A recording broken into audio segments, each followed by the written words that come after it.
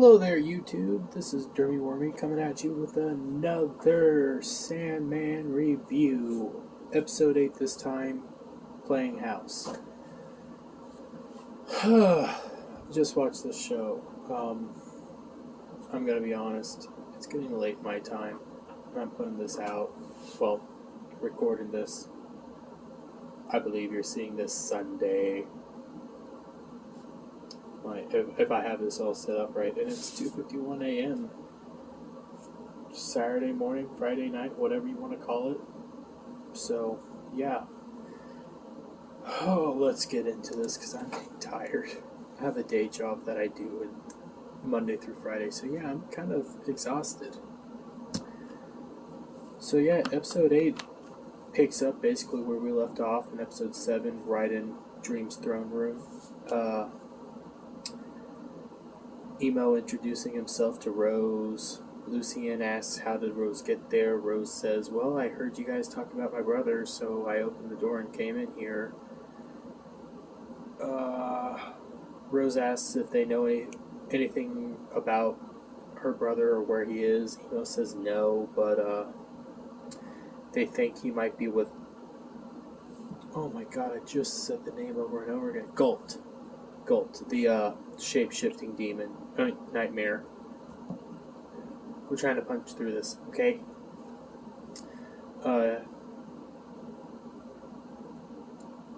But Emo's more interested in the fact that Rose made it from the real world to straight into his throne room. He finds this fascinating.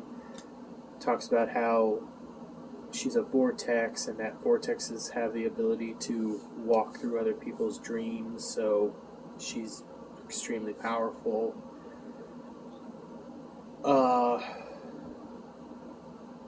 They decide that, hey, we're going to use you to help find Gult and Jed and stuff. So Emo tells her tomorrow, look for Jed during the day, and then at night come into the dream world and we'll look for Jed together there. In the daytime you'll have Fat Little Man following you around for your assistance. So yeah,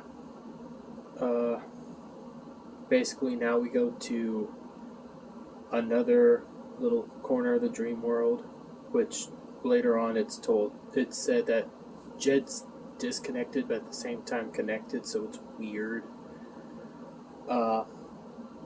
But now we're in Jed's dream, and we start off seeing Gult, and then Gult quickly changes her form when she hears Jed coming to look more like Jed and Rose's mother. Jed comes down saying, well, what villain do we have on the thing today? And Gult, is kind of like being kind of like a weird Alfred, and stuff, and decides to say, oh, it's the Pied Piper, he's stolen some kids. Are you ready, Sandman? And then Jed becomes a superhero called the Sandman, and then hops out to go hunt down the Pied Piper. Once arrived, he sees that nobody's there. Gult says, well, maybe he's already made it off. Jed goes to find him, and then he starts noticing that a manhole cover is shaking. Gult sees that and says, hey, maybe you should come back. Jed says, no, I'm going to go trudge ahead, essentially. The manhole cover opens up, and a bunch of rats come pouring out. Gult says, immediately come back now. The rats start getting all over Jed. He starts screaming, and then he gets bit and wakes up in the real world, actually getting bit. He's in the basement of Barney's and Clarissa's house, and he is... Yeah, I'm sorry, I'm tired. I'm checking my notes as I do this. He's in their basement, he slowly starts to walk up the stairs of the basement. The door's locked, so he starts knocking on the door, asking for help because he's been hurt. Barney tells Clarice not to open the door, and that Jed needs to learn to listen, I guess. I don't know. They don't really tell us what Jed needs to learn, just that Jed needs to learn. Rose wakes up and notices Fat Little Man, and then looks at the picture of her and Jed that she had from 7 years ago. And she goes downstairs and makes a bunch of flyers.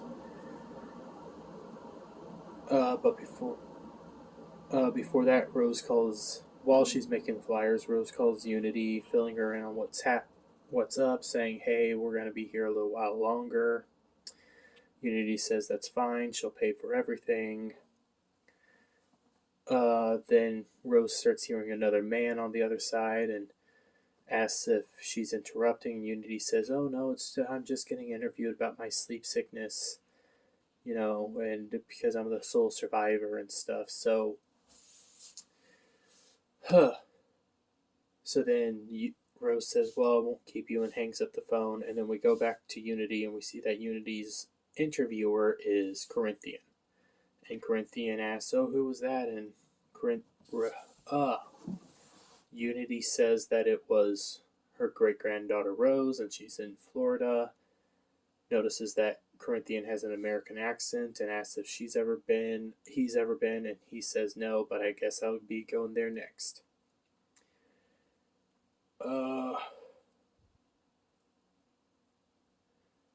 Back in Florida, Rose is gathering up her flyers. That's a word. The flyers. Oh, I'm tired.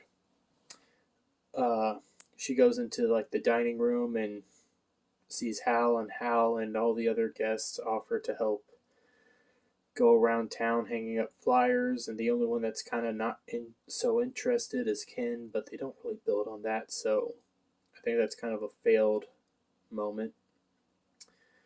They then notice that Lita's still asleep, and Rose kind of finds that weird. We now go to Lita, and we see that Lita is still dreaming of her husband. They're doing the duty in the dream world, and then they realize her husband says that this isn't her dream, this is his dream. Somehow she's made it into his dream in the dream world. He says that he does stuff every day. He lives here. He's created things. He's created their house. He shows Lita their dream house, which was her house that she designed herself, which was too modern for my taste. The kind of block brick things that I just did not like it.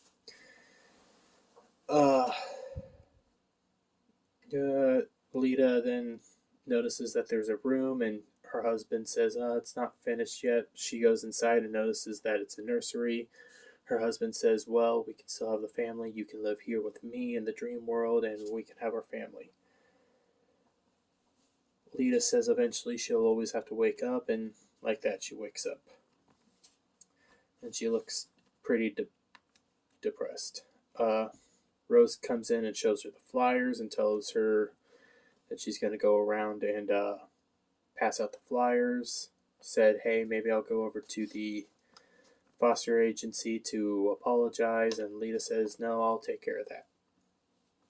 We now go back to the dream world. Emo and Lucien are researching as much as they can on Rose, Jed, their entire family, their entire history, and we find that Unity is the only survivor of the sleepy sickness, and when Dream was freed from his prison, she finally woke up. Emo thinks that maybe that has something to do with the fact that that Rose possibly is the Vortex, because he was gone and yet Unity still had a kid, and he doesn't know how all this works, because vortexes, for all he knows, are a natural occurring phenomenon that are still a mystery, so he doesn't know much about them, and that they only appear every 1,000 years or so. Emo plans to basically learn more tonight. Look from Rose when they go off trying to find Jed, and he takes a book with him as he basically leaves to go try to figure out more. We're now back in the real world. Hal and Rose are walking around. Basically, we're building on Rose. We're building on Hal and their relationship together, which, I mean, it's not a sexual, it's a friendship. And I kind of liked it. It was interesting because they actually built on these characters versus I'm a gay or I'm a blacks. These are actually complex characters. I was happy. Basically, Hal says, "Well, what?" Asks, "Why are we here?" Well, they're in Jed and Rose's old neighborhood. The idea is maybe Rose will go around and ask about her dad's friends. Maybe that will help lead them in the direction they need. And basically, how Rose tells Hal that one of the reasons their mom and dad got a divorce was because her dad had an affair. When her mom got a job in New Jersey, her dad became very angry, so he withheld Jed, quit paying support, and they heard nothing for the past 7 years.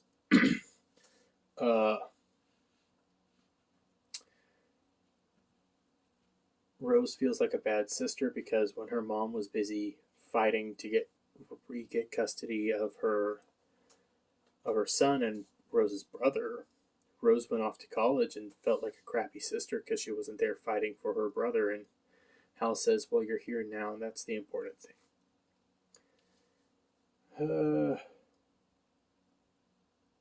So now we go to the Foster's agency, and Alita comes in to apologize for yesterday, saying, "Hey, she just really cares about her brother. It's a thing of passion, and she just wants to know that he's okay."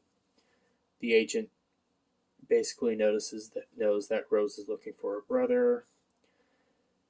Alita says, "Hey, she loves him. She just wants to know that he's safe." Basically, gives her the idea that maybe she should do a check-in, and then leaves. And then the foster agent decides to do a check-in. After that, she calls the Foster family. We then hop over to the Foster family after the call is over. Clarice hangs up the phone. Barn comes in. Clarice tells Barn that, "Hey, that was the Foster agency. They're coming to do a checkup on Jed." And Barn starts getting really angry. Says, "Why the heck didn't you say no?" He's gonna call back and cancel. Clarice stops him, saying, "Hey, that's gonna be a red flag. Why not? If you don't want the kid, why don't you just give him back?" And Jed says, "I'm not giving up $800 a month." They kind of built Jed up. The Jed storyline kind of is the failure of the foster system, and I kind of agree with that. So we need to fix the foster system because this isn't a new storyline. I thought it was going to be something else, but it is kind of a sad story and a relatable story to some people, and I think that's cool. Jed decides to keep moving on with the interview, but he's going to have, not Jed, Barn decides to have the interview keep going. He wants Jed to come up so he can talk to him. Clarice opens the door, brings Jed up.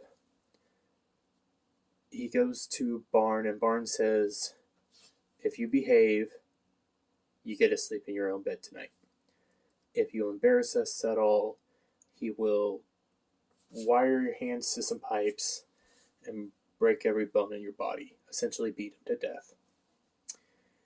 And he then tells Jed to go wash up. Jed starts heading to the bathroom. Clarice hands him a towel and then says, I'll make you some food. As Clarice turns around to get the food, Jed grabs a sticky note pad and then walks into the bathroom. We're now back with Hal and Rose. They're now walking on the beach. Hal tells Rose that he never actually wanted to be here. He actually wanted to be on Broadway. He wanted to do that, have a Broadway career. So then he could be in TV and movies. But he soon realized that in order to be on Broadway, you have to be on TV and movies. So it was kind of dead end. Then his grandmother died, so he came back here, took over the bed and breakfast, and now he's here. And, Rose asks if he misses New York, and he says, well, New York was tough. And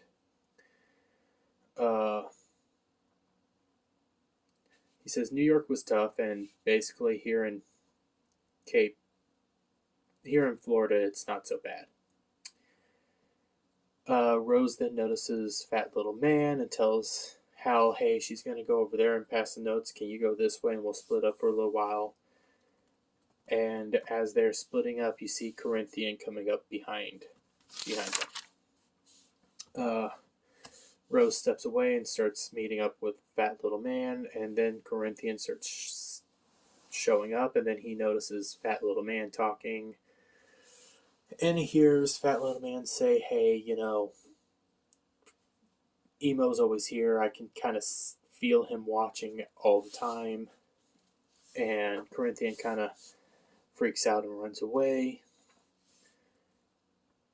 Fat Little Man tells Rose that the plan is, hey, tonight you two are gonna meet up and look for Jed. In the meantime, I'm your guardian, so if you need any help, call for me. And Rose thanks him. I liked it. Back on the beach, Corinthian decides to walk up to Hal instead. He and Hal start having a conversation. He takes a flyer.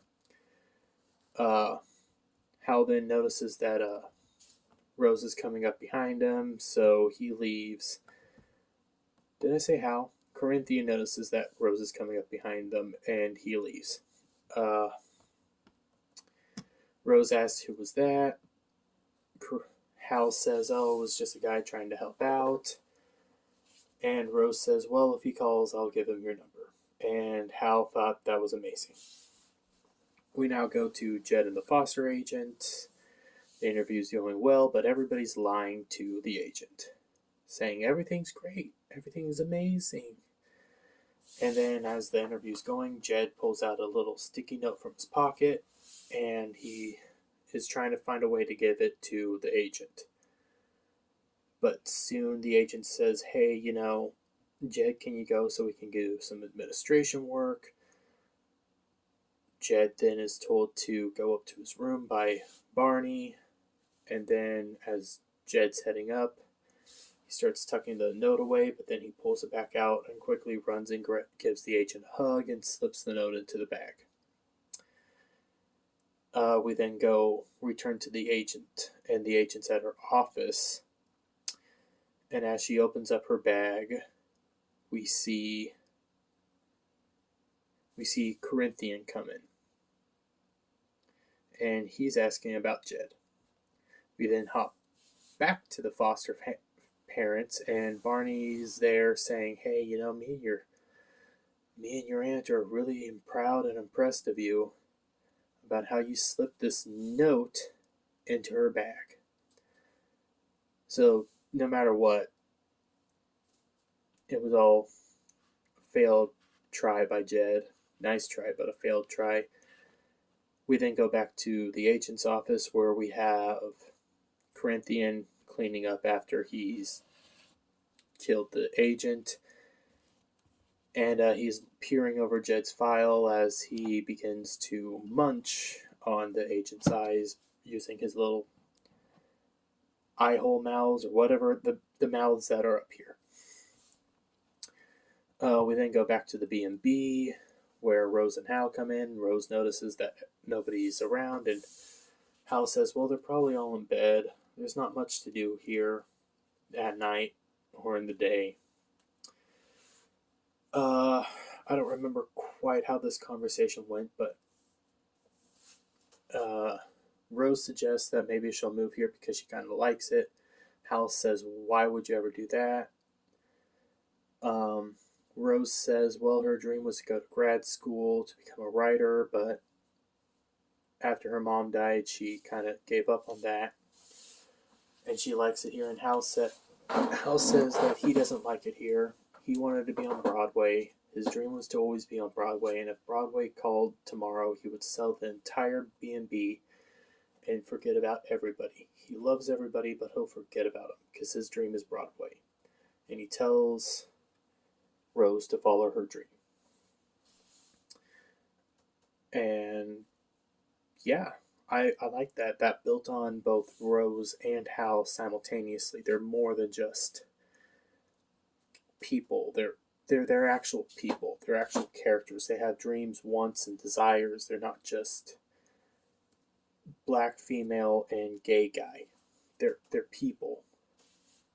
We then go into Rose's dream. We then see Rose fall asleep. She wakes up to begin traveling the dream world. The first dream she goes into is Hal's. In Hal's dream, she sees Hal performing to Hal, and then performing Hal's in his drag outfit singing, and then he says, well, this isn't my real face. Takes off a mask, and it's Hal's face.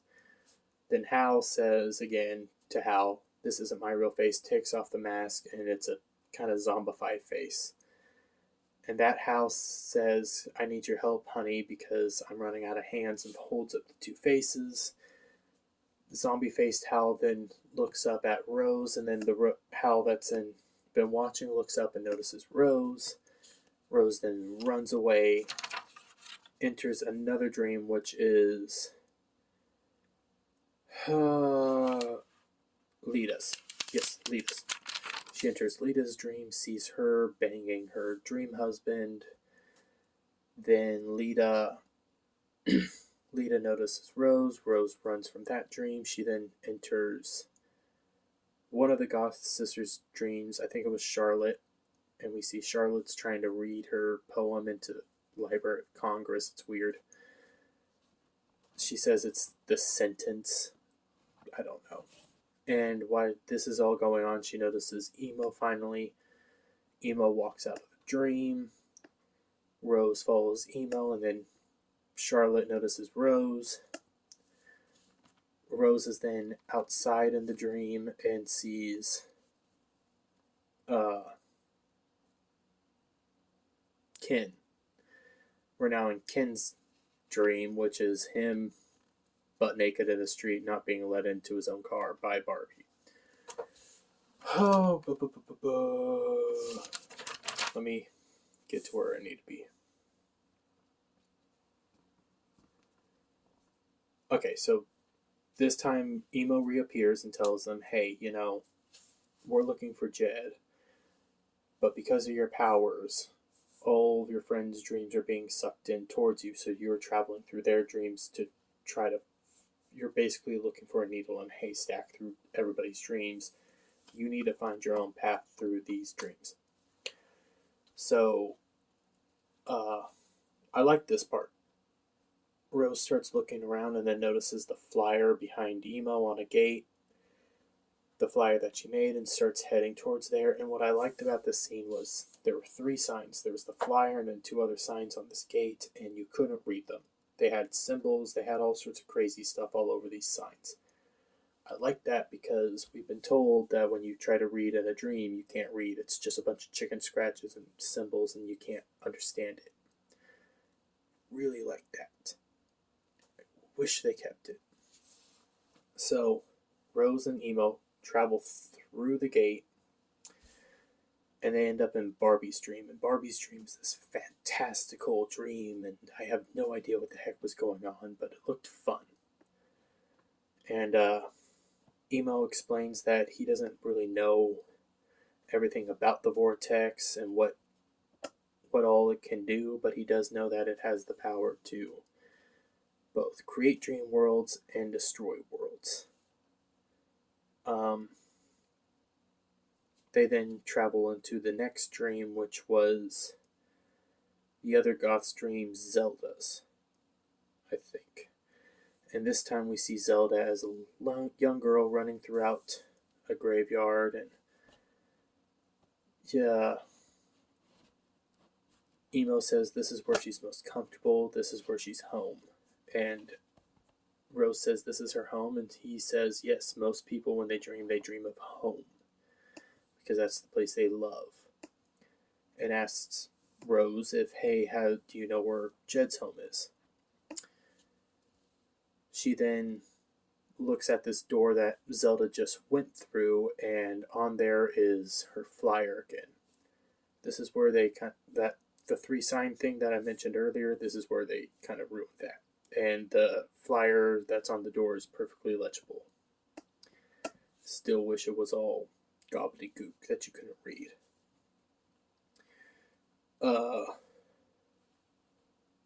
Yeah, they go through another pathway, and then they find themselves at Rose and Jed's childhood home.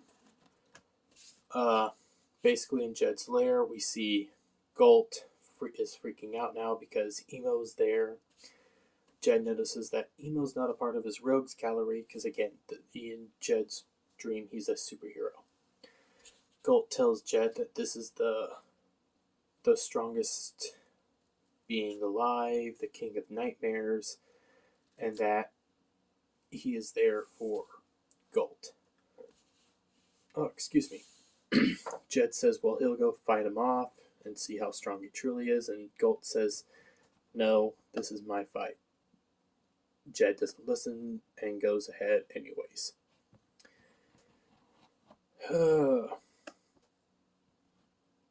Basically, now we're back with Jed and, well, with Rose and Emo, and they're trying to figure out, like, how do we go, where do we go from here? Jed then appears in front of him, calling himself the Sandman, and Emo kind of laughs and says, you're the Sandman? Really? And then says, bring me your master, implying that he doesn't know fully what's going on, but this is kind of where everything starts to devolve. Starts, I say, it's not quite there yet.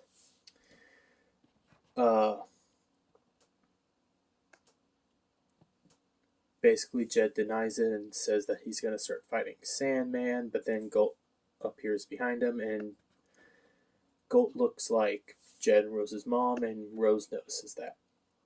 Emo tells Rose that's not your mom.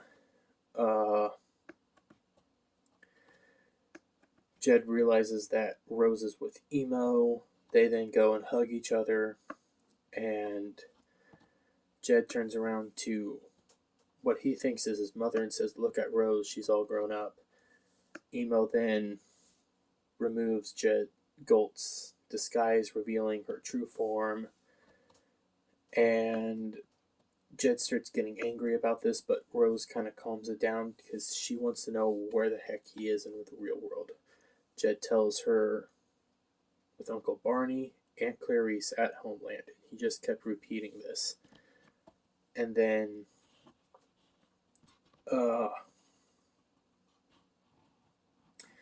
Emo begins to take away Galt and says, Jed, it's time for you to wake up. Rose pleads with him to stop because she needs to know more. And Rose and Jed are talking as basically Emo wakes Jed up, wakes everybody up. And then at this point, Jed wakes up screaming Rose, and it pisses off Barn. Barn pulls off his belt, about to beat Jed, but stops when he hears the doorbell ring, and he looks at Clarice, says, are you expecting anybody? And Clarice says no. We go back to Lyda's dream. In this dream, her husband has made breakfast and is pleading with her again to please stay. They can have a family and everything, and Lyda and him kiss, and then Lyda starts becoming pregnant in the dream. And it's weird because it's really fast. Oh, then we get back into the real world, and Rose is starting to look up Barn and Clarice in Homeland. She gets an address, and she gets through a website called trackabeing.com. Little the nose. But she finds out where they are. She knocks on the door of the room that Lyda's in, and she and Lyda are in. She tells Lyda that she found them. She then leaves. Lyda doesn't get to see her off, but comes out, and all we get is like the up here from Lyda until she makes it to a mirror, and we see she's not just pregnant in the dream, she's pregnant in real life. So this is where the mystery for Lyda comes in, is what's going on? How is all this happening? How is Lyda pregnant really? So I'm interested in this. We now go back to Jed, and Jed is hearing banging and screaming upstairs, and then it all stops and the door to the basement opens up. We then hop over to Emo's throne room, and Galt informs Emo that Jed was being abused and that she was trying to help him. Emo says, well, I'm sorry, but you're a nightmare. Your job is to scare people. Your job is to scare them to overcome their fears. Galt starts basically defying Emo, saying, oh, I'm not afraid of you. Yeah. We can change. You can change. I want to change. I want to be something better. I want to inspire. And Emo's like, you can't change. You're a nightmare. This is your job. I have things I can't change. We can't change these things. And Galt's just going on and on about how it's not fair. She wants to be something else. It's not fair. And Emo's like, I'm sorry, but this is the way it is. Galt then says, do you want to know why everybody left when you disappeared? And it's because they don't love you. And Lucien chimes in saying, well, most of them are back now. Galt says, well, it's not by choice, it's because they're afraid of you. Emo then hears this and says, what? Basically, and he and Galt have a showdown. Galt says that everybody's just afraid of you, but I'm not. So then Emo punishes her by sending her into the dark. And I can't remember quite. I even watched it. I don't remember what she says quite as she's being sent away, but she says that basically she'll never be afraid and she'll always want to change. Lucien thinks that the punishment doesn't fit the crime. Emo says, well, I'm in charge. I get it. When I was gone, you were in charge, but I'm back. I'm in charge. What I say goes. Lucien then says, well, at one point in time, you had me changed to be your librarian from what I was before. So that builds on Lucien. What was Lucien before? But I didn't like the whole Galt debacle. I thought it was stupid. Real world, we see Jed comes out of the basement. He finds everything destroyed. He's walking around. He gets to the front door, and when he gets to the front door, he peers out the window, and from behind you see Corinthian pop out, putting away a bloody rag. He introduces himself. Well, he doesn't. Yeah, he just killed the foster parents and tells Jed, hey, Rose sent me. Shortly thereafter, Rose arrives. The bodies are getting shuffled out. She goes up to an officer, and the officer says, hey, your brother's not here, but these people are dead. Hopefully your brother's okay. We then go back to Jed and Corinthian. They're driving down the highway in a beautiful convertible, and Jed asks, well, how do you know my sister? And Corinthian says, well, he really doesn't, and hands him the flyer and says, but I'm looking forward to meeting her. And that's where the episode ends. All in all, thought the episode was pretty good, but the Galt stuff kind of hurt it for me.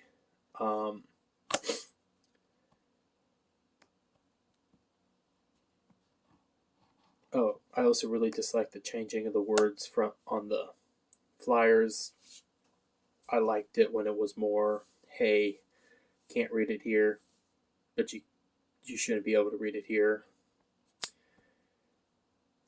But all in all, I like the characters. Jed's complicated. He's an abuse victim, so you can see kind of he wants to get out, but he doesn't know how. And when Corinthian comes, he's so excited to be away from the abusers, so he goes with them. So, oh,